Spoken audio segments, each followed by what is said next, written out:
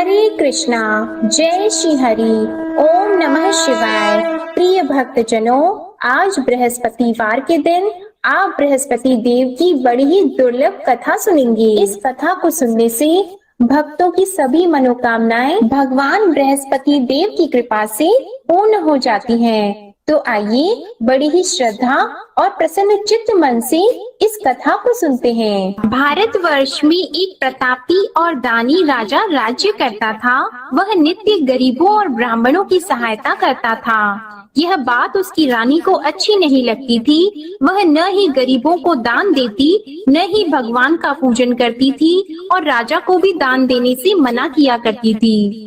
एक दिन राजा शिकार खेलने वन को गए हुए थे, तो रानी महल में अकेली थी। उसी समय बृहस्पति देव साधु वेश में राजा के महल में भिक्षा लेने के लिए गए और भिक्षा मांगी, तो रानी ने भिक्षा देने से इनकार कर दिया और कहा, हे साधु महाराज, मैं तो दान पुण्य से तंग आ गई हूँ। मेरा पति सारा धन लुटाते रहते हैं। मेरी इच्छा है कि हमारा धन नष्ट हो जाए, फिर न रहेगा बांस, न बजेगी बांसुरी। साधु ने कहा, देवी तुम तो बड़ी विचित्र हो। धन संतान तो सभी चाहते हैं, पुत्र और लक्ष्मी तो पापी के घर भी होने चाहिए। यदि तुम्हारे पास अधिक धन है तो भूखों को भोजन दो, प्यासों के लिए प्याऊ बनवाओ, मुसाफिरों के लिए धर्मशालाएं खुलवाओ। जो निर्धन अपनी कुंवारी कन्याओं का विवाह नहीं कर सकते, उनका विवाह करा दो। ऐसे और कई काम हैं जिनके करने से तुम्हारा यश लोक और परलोक में फैलेगा। परंतु रानी पर उपदेश का कोई प्रभाव नहीं पड़ा। वह बोली, महाराज आप मुझे कुछ न समझाएं, मैं ऐसा धन नहीं चाहती जो हर जगह बांटती फिरूं। साधु ने उत्तर दिया, यदि तुम्हारी ऐसी इच्छा है तो तथास्तु। तुम ऐसा करना कि बृहस्पतिवार को घर लीपकर पीली मिट्टी से अपना सिर धोकर स्नान करना, भट्टी चढ़ाकर कपड़े धोना। ऐसा करने से आपका सारा धन नष्ट हो जाएगा। इतना कहकर वह साधु महाराज वहाँ से आलोक हो गए और साधु के अनुसार कही बातों को पूरा करते हुए रानी को केवल 3 बृहस्पतिवार ही बीते थे कि उसकी समस्त धन संपत्ति नष्ट हो गई। भोजन के लिए राजा का परिवार तरसने लगा। तब एक दिन राजा ने रानी से बोला कि हे रानी, तुम यहीं रहो, मैं दूसरे देश को जाता हूँ, क्योंकि यहाँ पर सभी लोग मुझे जानते हैं, इसलिए मैं कोई छोटा कार्य नहीं कर सकता। ऐसा कहकर राजा परदेश चला गया। वहाँ वह जंगल से लकड़ी काट कर लाता और शहर में बेचता था। इस तरह वह अपना जीवन व्यतीत करने लगा। इधर राजा के परदेश जाते ही रानी और दासी दुखी रहने लगी। एक बार जब रानी और दासी को 7 दिन तक बिना भोजन के रहना पड़ा, तो रानी ने अपनी दासी से कहा, हे दासी, पास ही के नगर में मेरी बहन रहती है, वह बड़ी धनवान है, तू उसके पास जा और कुछ लेकर आ, ताकि थोड़ा बहुत गुजार बसर हो सके। रानी दासी की बहन के पास गई। उस दिन गुरुवार था और रानी की बहन उस समय बृहस्पतिवार व्रत की कथा सुन रही थी। दासी ने रानी की बहन को अपनी रानी का संदेश दिया, लेकिन रानी की बड़ी बहन ने कोई उत्तर नहीं दिया। जब दासी को रानी की बहन से कोई उत्तर नहीं मिला, तो वह बहुत दुखी हुई और उसे क्रोध भी आया। दासी ने वापस आकर रानी को सारी बात बता दी। सुनकर रानी ने अपने भाग्य को कोसा। उधर रानी की बहन ने सोचा कि मेरी बहन की दासी आई थी, परंतु मैं उससे नहीं बोली, इससे वह बहुत दुखी हुई होगी। कथा सुनकर और पूजन समाप्त करके वह अपनी बहन के घर आई और कहने लगी, हे बहन, मैं बृहस्पतिवार का व्रत कर रही थी, तुम्हारी दासी मेरे घर आई थी, परंतु जब तक कथा होती है तब तक न तो उठते हैं और न ही बोलते हैं, इसलिए मैं नहीं बोली। कहो दासी क्यों गई थी? रानी बोली, बहन तुमसे क्या छिपाऊं, हमारे घर में खाने तक को अनाज नहीं था। ऐसा कहते कहते रानी की आंखें भर आई। उसने दासी समेत पिछले 7 दिनों से भूखे रहने तक की बात अपनी बहन को विस्तार पूर्वक सुना दी। रानी की बहन बोली, देखो बहन, भगवान बृहस्पति सबकी मनोकामना को पूर्ण करते हैं। देखो शायद तुम्हारे घर में अनाज रखा हो। पहले तो रानी को विश्वास नहीं हुआ, पर बहन के आग्रह करने पर उसने अपनी दासी को अंदर भेजा तो उसे सचमुच अनाज से भरा एक घड़ा मिल गया। यह देखकर दासी को बड़ी हैरानी हुई। दासी रानी से कहने लगी, हे रानी, जब हमको भोजन नहीं मिलता तो हम व्रत ही तो करते हैं, इसलिए क्यों न इनसे व्रत और कथा की विधि पूछ ली जाए ताकि हम भी व्रत कर सकें। तब रानी ने अपनी बहन से बृहस्पतिवार व्रत के बारे में पूछा। उसकी बहन ने बताया, बृहस्पतिवार के व्रत में चने की दाल और मुनक्का से विष्णु भगवान का केले की जड़ में पूजन करें तथा दीपक जलाएं, व्रत कथा सुने और पीला भोजन ही करें। इससे बृहस्पति देव प्रसन्न होते हैं। और व्रत और पूजन विधि बताकर रानी की बहन अपने घर को लौट गई। 7 दिन के बाद जब गुरुवार आया तो रानी और दासी ने व्रत रखा। घुड़साल में जाकर चना और गुड़ लेकर आई, फिर उससे केले की जड़ तथा विष्णु भगवान का पूजन किया। अब पीला भोजन कहाँ से आए, इस बात को लेकर दोनों बहुत दुखी थी। क्योंकि उन्होंने व्रत रखा था, इसलिए बृहस्पति देव उनसे प्रसन्न थे। इसलिए वे एक साधारण व्यक्ति का रूप धारण करके 2 थालों में सुंदर पीला भोजन दासी को दे गए। भोजन पाकर दासी बहुत प्रसन्न हुई और फिर रानी के साथ मिलकर भोजन ग्रहण किया। उसके बाद वे सभी गुरुवार को व्रत और पूजन करने लगी। बृहस्पति भगवान की कृपा से उनके पास फिर से धन संपत्ति आ गई, परंतु रानी फिर से पहले की तरह आलस्य करने लगी। तब दासी बोली, देखो रानी, तुम पहले भी इस प्रकार आलस्य करती थी, तुम्हें धन रखने में कष्ट होता था, इस कारण सभी धन नष्ट हो गया, और अब जब भगवान बृहस्पति की कृपा से धन मिला है तो तुम्हें फिर से आलस्य होता है।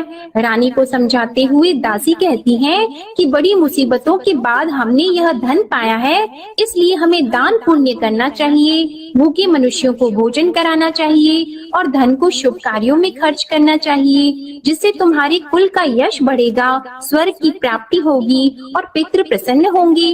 दासी की बात मानकर रानी अपना धन शुभ कार्यों में खर्च करने लगी, जिससे पूरे नगर में उसका यश फैलने लगा। उधर एक दिन राजा दुखी होकर जंगल में एक पेड़ के नीचे आसन जमाकर बैठ गया। वह अपनी दशा को याद करके व्याकुल होने लगा। बृहस्पतिवार का दिन था। एकाएक उसने देखा कि निर्जन वन में एक साधु प्रकट हुए।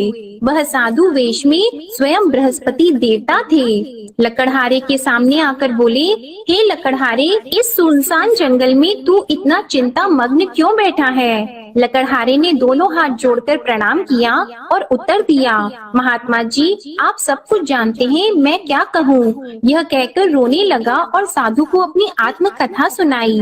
महात्मा जी ने कहा, तुम्हारी स्त्री ने बृहस्पतिवार के दिन बृहस्पति भगवान का निरादर किया है, जिसके कारण रुष्ट होकर उन्होंने तुम्हारी यह दशा कर दी। अब तुम चिंता को दूर करके मेरे कहने पर चलो तो तुम्हारे सब कष्ट दूर हो जाएंगे और भगवान पहले से भी अधिक संपत्ति देंगे। तुम बृहस्पति के दिन कथा किया करो, 2 पैसे के चने मुनक्का लाकर उसका प्रसाद बनाओ और शुद्ध जल से लोटे में शक्कर मिलाकर अमृत तैयार करो। कथा के पश्चात अपने सारे परिवार और सुनने वाले प्रेमियों में अमृत व प्रसाद को बांटकर खुद भी ग्रहण करो। ऐसा करने से भगवान तुम्हारी सब मनोकामनाएं पूरी करेंगे। साधु के ऐसे वचन सुनकर लकड़हारा बोला, हे प्रभु, मुझे लकड़ी बेचकर इतना पैसा नहीं मिलता जिससे भोजन के उपरांत कुछ बचा सकूं। मैंने रात्रि में अपनी स्त्री को व्याकुल देखा है, मेरे पास कुछ भी नहीं जिससे मैं उसकी खबर मंगा सकूं। और फिर मैं बृहस्पति देव की क्या कहानी सुनूं? मुझको तो कुछ भी मालूम नहीं है। साधु ने कहा, हे लकड़हारी, तुम किसी बात की चिंता मत करो। बृहस्पतिवार के दिन तुम रोजाना की तरह लकड़ियां लेकर शहर को जाओ। तुमको रोज से दुगुना धन प्राप्त होगा, जिससे तुम भली भांति भोजन कर लोगे और बृहस्पति देव की पूजा का सामान भी आ जाएगा। बृहस्पति देव की कथा इस प्रकार है, सुनो। प्राचीन काल में एक ब्राह्मण रहता था। वह बहुत निर्धन था। उसकी कोई संतान नहीं थी। उसकी स्त्री बहुत मलिनता के साथ रहती थी। वह स्नान नहीं करती, किसी देवता का पूजन नहीं करती। इससे ब्राह्मण देवता बड़े दुखी थे। बेचारे बहुत कुछ कहते थे, किंतु उसका कुछ परिणाम नहीं निकला। भगवान की कृपा से ब्राह्मण की स्त्री के कन्या रूपी रत्न पैदा हुआ। कन्या बड़ी होने पर प्रातः स्नान करके विष्णु भगवान का जाप और बृहस्पतिवार का व्रत करने लगी। अपने पूजन पाठ को समाप्त करके विद्यालय जाती तो अपनी मुट्ठी में जौ भर के ले जाती और पाठशाला के मार्ग में डालती जाती। तब ये जौ स्वर्ण के हो जाते तो लौटते समय उनको बीन कर घर ले आती। एक दिन वह बालिका सूप में उस सोने की जौ को फटक कर साफ कर रही थी कि उसके पिता ने देख लिया और कहा, हे बेटी, सोने की जौ के लिए सोने का सूप होना चाहिए। दूसरे दिन बृहस्पतिवार था। इस कन्या ने व्रत रखा और बृहस्पति देव से प्रार्थना करके कहा, मैंने आपकी पूजा सच्चे मन से की है तो मेरे लिए सोने का सूप दे दो। बृहस्पति देव ने उसकी प्रार्थना स्वीकार कर ली। रोजाना की तरह वह कन्या जौ फैलाती हुई जाने लगी। जब लौटकर जौ बीन रही थी तो बृहस्पति देव की कृपा से सोने का सूप मिला। उसे वह घर ले आई और उसमें जौ साफ करने लगी, परंतु उसकी माँ का वही ढंग रहा। एक दिन की बात है कि वह कन्या सोने के सूप में जौ साफ कर रही थी। उस समय उस शहर का राजपुत्र वहां से होकर निकला। इस कन्या के रूप और कार्य को देखकर मोहित हो गया और अपने घर आकर भोजन और जल त्याग कर उदास होकर लेट गया। राजा को इस बात का पता लगा तो अपने प्रधानमंत्री के साथ उसके पास गए और बोले, हे बेटा, तुम्हें किस बात का कष्ट है? किसी ने तुम्हारा अपमान किया है अथवा और कोई कारण हो सो कहो, मैं वही कार्य करूँगा जिससे तुम्हें प्रसन्नता हो। अपने पिता की राजकुमार ने बातें सुनी तो वह बोला, मुझे आपकी कृपा से किसी बात का दुख नहीं है। किसी ने मेरा अपमान नहीं किया है, परंतु मैं उस लड़की से विवाह करना चाहता हूँ जो सोने के सूप में जौ साफ कर रही थी। यह सुनकर राजा आश्चर्य में पड़ गया और बोला, हे बेटा, इस तरह की कन्या का पता तुम ही लगाओ, मैं उसके साथ तेरा विवाह अवश्य ही करवा दूंगा। राजकुमार ने उस लड़की के घर का पता बताया। तब मंत्री उस लड़की के घर गए और ब्राह्मण देवता को सभी हाल बताया। ब्राह्मण देवता राजकुमार के साथ अपनी कन्या का विवाह करने के लिए तैयार हो गए तथा विधि विधान के अनुसार ब्राह्मण की कन्या का विवाह राजकुमार के साथ हो गया। कन्या के घर से जाते ही पहले की भांति उस ब्राह्मण देवता के घर में गरीबी का निवास हो गया।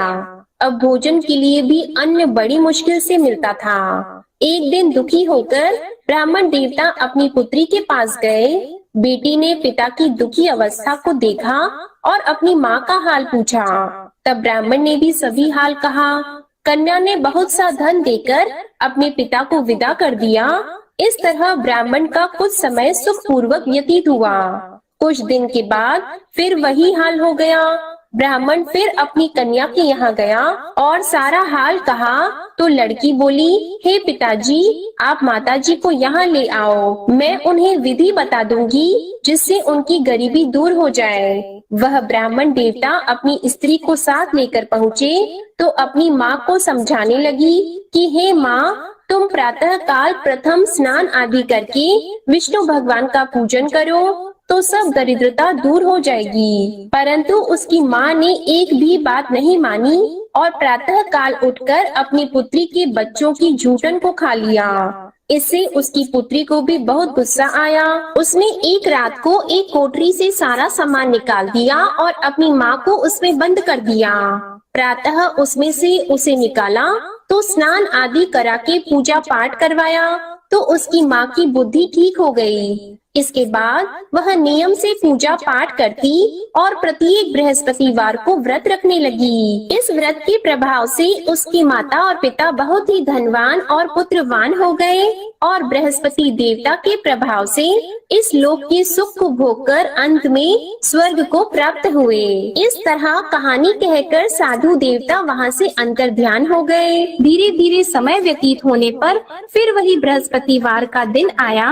लकड़हारा जंगल से लकड़ी काटकर किसी शहर में बेचने गया। उसे उस दिन और दिन से अधिक पैसा मिला। राजा ने चना गुड़ आदि लाकर गुरुवार का व्रत किया। उस दिन से उसके सभी क्लेश दूर हो गए। परंतु जब दोबारा गुरुवार का दिन आया तो बृहस्पतिवार का व्रत करना भूल गया। इस कारण बृहस्पति भगवान नाराज हो गए।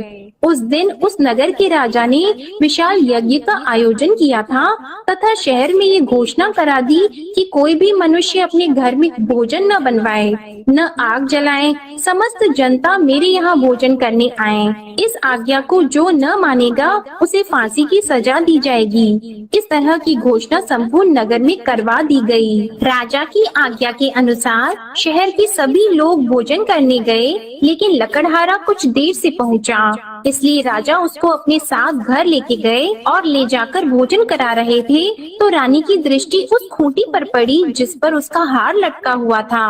वह वहाँ पर दिखाई नहीं दिया। रानी ने निश्चय किया कि मेरा हार इस मनुष्य ने चुरा लिया है। उसी समय सिपाहियों को बुलाकर उसको कारागार में डलवा दिया। जब लकड़हारा कारागार में पड़ गया और बहुत दुखी होकर विचार करने लगा कि न जाने कौन से पूर्व जन्म के कर्म से मुझे यह दुख प्राप्त हुआ है, और उसी साधु को याद करने लगा जो कि जंगल में मिला था। उसी समय तत्काल बृहस्पति देव साधु के रूप में प्रकट हुए और उसकी दशा को देखकर कहने लगे, अरे मूर्ख, तूने बृहस्पति देव की कथा नहीं करी, इस कारण तुझे दुख प्राप्त हुआ है। अब चिंता मत कर, बृहस्पतिवार के दिन कारागार के दरवाजे पर 4 पैसे पड़े मिलेंगे, उनसे तू बृहस्पति देव की पूजा करना, तेरे सभी कष्ट दूर हो जाएंगे। बृहस्पतिवार के दिन उसे 4 पैसे मिले। लकड़हारे ने कथा कही। उसी रात्रि को बृहस्पति देव ने उस नगर के राजा को स्वप्न में कहा, हे राजा, तुमने जिस आदमी को कारागार में बंद कर दिया है वह निर्दोष है, वह राजा है, उसे छोड़ देना। रानी का हार उसी खूंटी पर लटका है, अगर तू ऐसा नहीं करेगा तो मैं तेरे राज्य को नष्ट कर दूंगा। इस तरह रात्रि के स्वप्न को देखकर राजा प्रातः काल उठा और खूंटी पर हार देखकर लकड़हारे को बुलाकर क्षमा मांगी और लकड़हारे को योग्य सुंदर वस्त्र आभूषण देकर विदा कर दिया।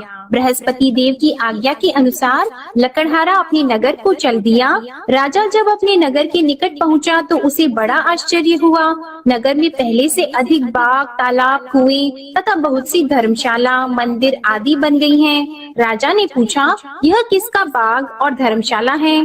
तब नगर के सब लोग कहने लगे, यह सब रानी और बंदी के हैं। तो राजा को आश्चर्य हुआ और गुस्सा भी आया। जब रानी ने यह खबर सुनी कि राजा आ रहे हैं तो उन्होंने दासी से कहा, हे दासी, देख राजा हमको कितनी बुरी हालत में छोड़ गए थे, हमारी ऐसी हालत देखकर वह लौट न जाएं, इसलिए तू दरवाजे पर खड़ी हो जा। आज्ञा के अनुसार दासी दरवाजे पर खड़ी हो गई। राजा आए तो उन्हें अपने साथ लेकर आई। तब राजा ने क्रोध करके अपनी रानी से पूछा कि यह धन तुम्हें कैसे प्राप्त हुआ है? तब उन्होंने कहा, हमें यह सब धन बृहस्पति देव के इस व्रत के प्रभाव से प्राप्त हुआ है। राजा ने निश्चय किया कि 7 रोज बाद तो सभी बृहस्पति देव का पूजन करते हैं, परंतु मैं प्रतिदिन दिन में 3 बार कहानी और रोज व्रत किया करूंगा। अब हर समय राजा के दुपट्टे में चने की दाल बंधी रहती और दिन में 3 बार कहानी कहते। एक रोज राजा ने विचार किया कि चलो अपनी बहन के यहाँ हो आवे। इस तरह निश्चय करके राजा घोड़े पर सवार होकर अपनी बहन के यहाँ को चलने लगा। मार्ग में उसने देखा कि कुछ आदमी एक मुर्दे को लिए जा रहे हैं। उन्हें रोककर राजा कहने लगा, अरे भाइयों, मेरी बृहस्पति देव की कथा सुन लो। वे बोले, लो हमारा तो आदमी मर गया है, इसको अपनी कथा की पड़ी है। परंतु कुछ आदमी बोले, अच्छा कहो, हम तुम्हारी कथा भी सुनेंगे। राजा ने दाल निकाली और जब कथा आदि हुई थी कि मुर्दा हिलने लग गया, और जब कथा समाप्त हो गई तो राम राम करके मनुष्य उठकर खड़ा हो गया। आगे मार्ग में उसे किसान खेत में हल चलाता मिला तो राजा ने उसे देखकर बोला, अरे भैया, तुम मेरी बृहस्पतिवार की कथा सुन लो। किसान बोला, जब तक मैं तेरी कथा सुनूंगा तब तक 4 हरैया जोत लूंगा, जा अपनी कथा किसी और को सुनाना। इस तरह राजा आगे चलने लगा। राजा के हटते ही बैल पछाड़ खाकर गिर गए और किसान के पेट में बड़ी जोर का दर्द होने लगा। उस समय उसकी माँ रोटी लेकर आई और उसने जब यह देखा तो अपने पुत्र से सब हाल पूछा और बेटे ने सभी हाल कह दिया। तो बुढ़िया दौड़ी दौड़ी उस घुड़सवार के पास गई और उससे बोली कि मैं तेरी कथा सुनूंगी, तू अपनी कथा मेरे खेत पर चलकर ही कहना। राजा ने बुढ़िया के खेत पर जाकर कथा कही, जिसके सुनते ही वह बैल उठकर खड़े हुए तथा किसान के पेट का दर्द भी बंद हो गया। राजा अपनी बहन के घर पहुंचा। बहन ने भाई की खूब मेहमानी की। दूसरे रोज प्रातः काल राजा जगा तो वह देखने लगा कि सब लोग भोजन कर रहे हैं। राजा ने अपनी बहन से कहा, ऐसा कोई मनुष्य है जिसने भोजन नहीं किया हो? मेरे बृहस्पतिवार की कथा सुन ले। बहन बोली, हे भैया, यह देश ऐसा है कि पहले यहाँ लोग भोजन करते हैं, बाद में अन्य काम करते हैं। अगर कोई पड़ोस में हो तो देख आऊं। वह ऐसा कहकर देखने चली गई, परंतु उसे कोई ऐसा व्यक्ति नहीं मिला जिसने भोजन न किया हो। अतः वह एक कुम्हार के घर गई, जिसका लड़का बीमार था। उसे मालूम हुआ कि उनके यहाँ 3 रोज से किसी ने भोजन नहीं किया है। रानी ने अपने भाई की कथा सुनने के लिए कुम्हार से कहा। वह तैयार हो गया। राजा ने जाकर बृहस्पतिवार की कथा कही, जिसको सुनकर उसका लड़का ठीक हो गया। अब तो राजा की प्रशंसा होने लगी। राजा ने अपनी बहन से कहा कि हे बहन, हम अपने घर को जाएंगे, तुम भी तैयार हो जाओ। राजा की बहन ने अपनी सास से कहा, तो सास ने कहा, हाँ चली जा, परंतु अपने लड़कों को मत ले जाना, क्योंकि तेरे भाई की कोई औलाद नहीं है। बहन ने अपने भैया से कहा, कि भैया, मैं तो चलूंगी पर कोई बालक नहीं चलेगा। तो राजा बोला, जब कोई बालक नहीं चलेगा तब तुम ही क्या करोगी? बड़े दुखी मन से राजा अपने नगर को लौट आया। राजा ने अपनी रानी से कहा, हम निर्वंशी हैं, हमारा मुंह देखने का धर्म नहीं है और कुछ भोजन आदि नहीं किया है। रानी बोली, हे प्रभु, बृहस्पति देव ने हमें सब कुछ दिया है, वह हमें औलाद अवश्य देंगे। उसी रात को बृहस्पति देव ने राजा से स्वप्न में कहा, हे राजा उठो, सभी सोच त्याग दो, तेरी रानी गर्भ से है। राजा को यह बात सुनकर बड़ी खुशी हुई। 9वें महीने में उसके गर्भ से एक सुंदर पुत्र पैदा हुआ। तब राजा बोला, हे रानी, स्त्री बिना भोजन के रह सकती है, पर बिना कहे नहीं रह सकती। जब मेरी बहन आएगी तुम उससे कुछ मत कहना। रानी ने सुनकर हाँ कर दिया। जब राजा की बहन ने यह शुभ समाचार सुना तो वह बहुत खुश हुई और बधाई लेकर अपने भाई के यहाँ आई। तभी रानी ने कहा, घोड़ा चढ़कर तो नहीं आई है, गधा चढ़कर आई है। राजा की बहन बोली, भाभी, मैं इस प्रकार न कहती तो तुम्हें औलाद कैसे मिलती? बृहस्पति देव ऐसे ही हैं, जैसी जिसके मन में कामनाएं हैं सभी को पूर्ण करते हैं। जो सद्भावना पूर्वक बृहस्पतिवार का व्रत करता है एवं कथा पढ़ता है अथवा सुनता है, दूसरों को सुनाता है, बृहस्पति देव उनकी सभी मनोकामनाएं पूर्ण करते हैं। बृहस्पति देव उनकी सदैव रक्षा करते हैं। जो संसार में सद्भावना और सच्चे हृदय से बृहस्पति देव का पूजन करते हैं, उनकी सभी मनोकामनाएं उसी प्रकार पूर्ण होती हैं, जैसे राजा और रानी ने बृहस्पति देव की कथा का गुणगान किया। उनकी सभी इच्छाएं बृहस्पति देव ने पूर्ण की। मनुष्य को हृदय से उनका मनन करते हुए जयकारा करना चाहिए। तो प्रेम से बोलिए, बृहस्पति देव की जय, विष्णु भगवान की जय, समस्त देवी देवताओं की जय। अब आप भगवान बृहस्पति देव की आरती श्रवण कीजिए। ओम जय बृहस्पति देवा, ओम जय बृहस्पति देवा, छिन छिन भोग लगाऊं कदली फल मेवा। ओम जय बृहस्पति देवा, तुम पूर्ण परमात्मा, तुम अंतर्यामी, जगत पिता जगदीश्वर, तुम सबके स्वामी। ओम जय बृहस्पति देवा, चरणामृत निज निर्मल, सब पातक हरता, सकल मनोरथ दायक, कृपा करो भरता।